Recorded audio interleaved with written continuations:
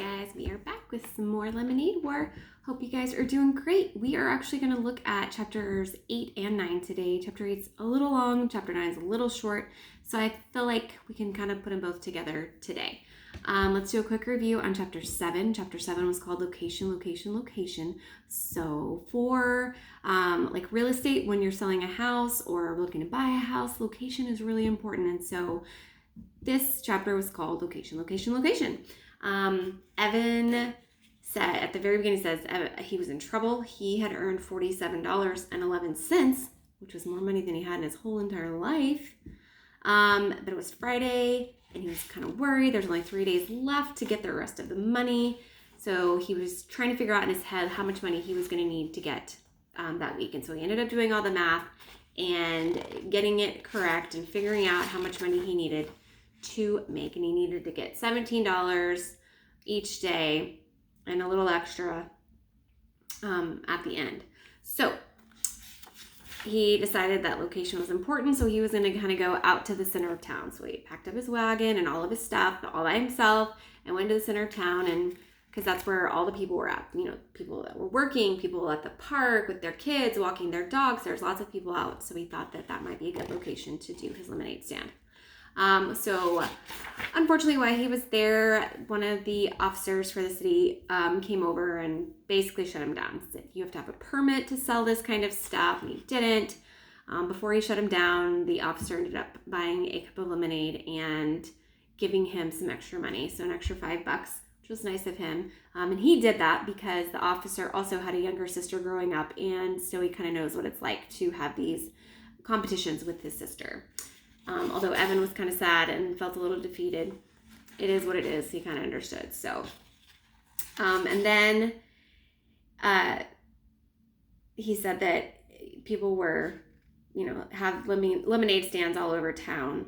And he read the sign for his sister and Megan's lemonade stand, and it said face painting, nail polish, hair braiding. He thought it was kind of a gimmick, but he knew that they were there, and he told the officer, hey, you should go shut them down too. If you're going to shut me down, you should totally go shut them down. And the officer said, well, if it's in a neighborhood, we don't usually shut them down. So just the ones that are out in the middle with a bunch of people, we shut those down. All right, so that's pretty much chapter 7. So we're going to look at chapter 8. Again, I said this one was a little bit long, so make sure you have some time to listen to chapters 8 and 9. Going global. Definition of global.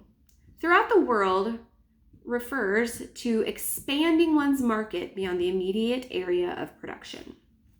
On Saturday morning, Jessie slept in, and even when she opened her eyes at 9:05, she still felt tired. Ugh, how can I wake up tired, she wondered. She buried her face in her pillow and dozed back off. 5 minutes later, she was awake for real, remembering why she was so tired. Yesterday's lemonade stand had been the hardest work of her entire life.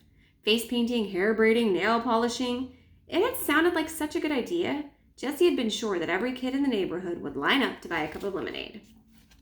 But that was the problem.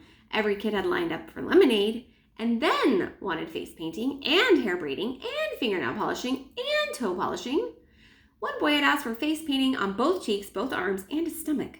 One girl begged for lots of little braids with ribbons woven in. And the nail polishing. They all wanted different colors and decals, and it was impossible to get them to sit still long enough for the polish to even dry.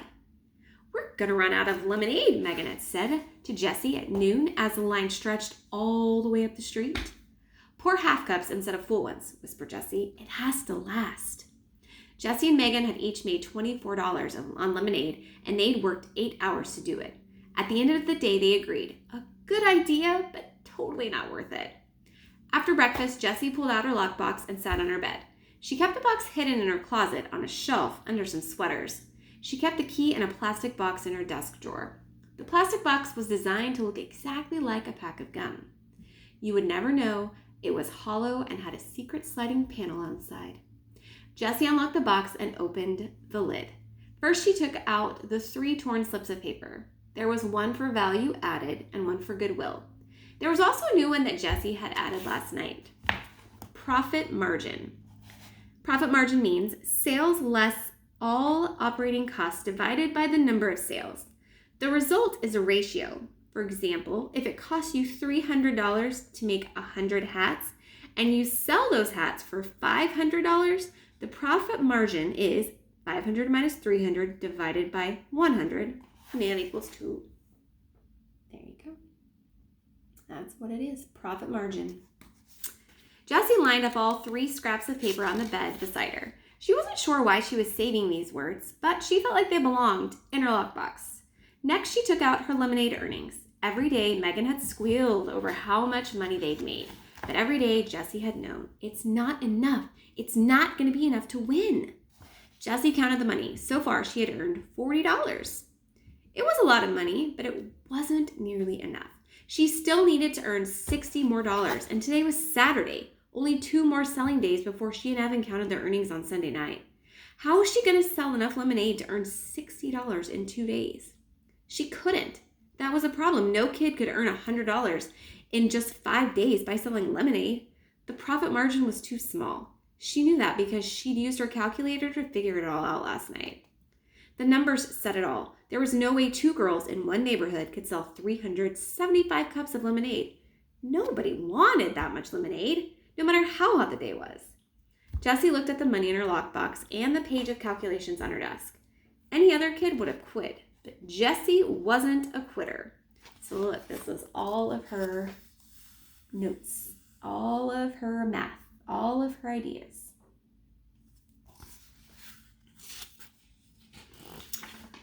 On good days, Jessie's mom called her persistent. On bad days, she told her that she just didn't know when enough was enough. She ain't no quitter. Jessie reached for the big, bright ideas to light up your sails. It was on her bedside table, right next to Charlotte's web. Jessie's hand hovered. She looked longingly at Wilbur and Fern, watching Charlotte hanging by a thread. But this was Ward. She couldn't stop to read for fun. She grabbed the booklet and opened it up to bright idea number 6. An hour later, she had a new scrap of paper stashed in her lockbox and a whole new page of calculations on her desk. It might actually work. It could work. But she and Megan would have to risk everything they'd earned over the past 3 days, and Jessie would have to be braver than she had ever been in her entire life. Jessie carried her lockbox and calculations downstairs. She went into the kitchen and pulled down the school directory, scanning the names of all the 3rd grade girls from last year. She knew them all. From Evan, from recess, from the lunchroom. She knew who they were. Knew their faces, which ones were nice, which ones were not nice, but she didn't really know any of them. Not enough to actually call them up. Not enough to say, hey, do you want to do something today? Not enough to ask, would you like to have a lemonade stand with me? These girls were going to be her classmates. Jessie felt her face grow hot and upper lip start to sweat. What was it going to feel like to walk into that classroom on the first day of school with all those eyes looking at her? Would they stare at her? Would they tease? Would they ignore her even if she said hi? Jessie looked at the names and slammed the directory shut. She couldn't do it. She was not brave enough. Evan walked into the kitchen and grabbed an apple from the fruit bowl. A cloud of fruit flies rose up in the air and settled again. Evan inspected the apple and then turned to put a bite in it without washing it first. Jessie wanted to say something, but she held her tongue. She looked at him and thought, it is never going to feel normal. It's never going to feel normal talking to Evan. Hey, she said. Evan raised his apple to her, his mouth too stuffed to talk. So is Paul coming over today, she asked. Evan shook his head, munching noisily. Well, is anyone coming over? Jessie was curious to see what the enemy was up to today. Yesterday, Evan's smile had told her plenty. He had sold a lot of lemonade. A lot. But what was he going to do today? Evan shrugged his shoulders. He swallowed so hard it looked like he was choking down an ocean liner. But you are setting up a stand, right? Asked Jessie. Nah, I'm good, said Evan, looking closely at his apple. I'm just going to take it easy today. He took another enormous bite and walked out of the kitchen and down the basement stairs. Take it easy? How could he take it easy? You didn't take it easy when you were in the middle of a war. Unless he had already won the war. Could that be possible? No, it was impossible. There was no way that Evan had earned $100 in just 3 days of selling lemonade. No way. Jessie's mind skittered like one of those long-legged birds on the beach. Had he? Could he? Were her calculations wrong? Were there some other way? Had she overlooked some detail, some trick? Was she missing something? Jessie flipped open the school directory. Maybe he did have $100. Maybe he didn't. But she couldn't take that chance. She started putting a pencil marks next to the names of girls she thought might actually work out. She'd gone over the list twice when the doorbell rang. It was Megan. "I've got a new idea," said Jessie. "Oh, come on, not more lemonade," said Megan, sinking into the couch in the family room. "I'm tired of selling lemonade, and it's just too hot. I practically had sunstroke yesterday painting all those vases." "Nope, we're done with that," said Jessie. "No more extra services. Doesn't pay off, but here is an idea." "Forget lemonade. Let's go to the 7-Eleven, said Megan. "Is Evan home? We could all go." Nope, he's not," said Jessie, eyeing the door to the basement. She needed Megan to be on board with her plan. She needed Megan to make the phone calls. "Look, this is great, and we don't need to sell lemonade." Jessie laid out the details. She showed Megan the new scrap of paper. Franchise. The right to sell a company's products and use the company's name and logo in a certain area. So she showed Megan her page of calculations. At first, Megan buried her head under a pillow. Ugh! But then she poked her head out like a turtle and started to listen for real. "Well, that sounds like a pretty good plan," she said. "But is it really going to work?" Jessie looked at her calculations. She'd done them twice. "It should," she said. "I really think it should." She frowned, suddenly not so sure of herself. It's a big upfront investment, and it's a lot of work organizing everybody, but once they're all set up, we should just be able to sit back and watch the money roll in. The key is spreading everybody out so there will be plenty of customers. We'll need at least 10 girls. 15 would actually be better. "Well, that's the whole 4th grade class," said Megan, looking doubtful. "How are we going to get them to do this?" "Well, you could phone them all up," said Jessie. She handed Megan the school directory and opened to the 3rd grade page. "Me?" said Megan. "Wait, why me?" "Well, because they know you," said Jessie. "Well, they know you too." "Yeah, but they like you." Megan shook her head. "No, not all of these girls are my friends." "Even the ones that you aren't friends, they still like you. Everybody likes you, Megan." Megan looked embarrassed. "Oh, everybody likes you too," she said.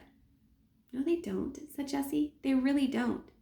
There was an uncomfortable silence between the two girls, and then Jessie shrugged her shoulders and said, "I don't know why those girls in my class last year didn't like me, so I'm hoping this year will be better."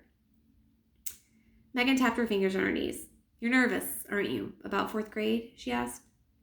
Jessie thought hard. "I'm worried that I won't make any new friends. That all the kids will think I'm just some puny 2nd grader and that I don't belong."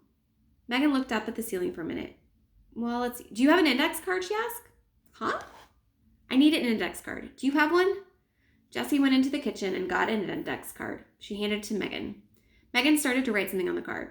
"What are you doing?" asked Jessie. "I'm writing a comment card," said Megan. "That's something you're going to miss from 3rd grade. We did it every Friday. We each got assigned a person, and you had to write something positive about that person on an index card. And then it got read aloud." She folded up the card and handed it to Jessie. Jessie unfolded the card and read what Megan had written. "You're a really nice person, and you have really good ideas all the time. You're fun to be with, and I'm glad you're my friend." It's really nice of her. Jessie stared at the index card. She kept reading the words over and over. "Thanks," she whispered. "You can keep it," said Megan. "That's what I did. I have all my comment cards in the basket on my desk. And whenever I'm feeling kind of sad or down on myself, I read through them. They really do help me to feel better." Jessie folded the index card and put it in her lockbox. She was going to save it forever. It was like having a magic charm. "So how would I make half the phone calls and you make the other half?" said Jessie. "Okay," said Megan, jumping from the couch. It was surprising how many almost 4th grade girls had absolutely nothing to do 3 days before school started. In less than an hour, Jessie and Megan had 13 lemonade franchises signed up for the day. The rest of the work was hard, but it was fun. Jessie and Megan attached the old baby carrier to Megan's bike, then rode to the grocery store and spent every penny of their earnings on lemonade. 52 cans. They actually bought out the store. The 4 bags of cans filled the carrier like a boxy baby. They also bought 5 packages of paper cups. When they got back to Megan's house, Jessie chucked the receipt in her lockbox right next to her comment card. Jessie liked receipts. They were precise and complete. A receipt always told the story right down to every penny. So here it says they spent $80 in cash on lemonade and cups. A lot of money.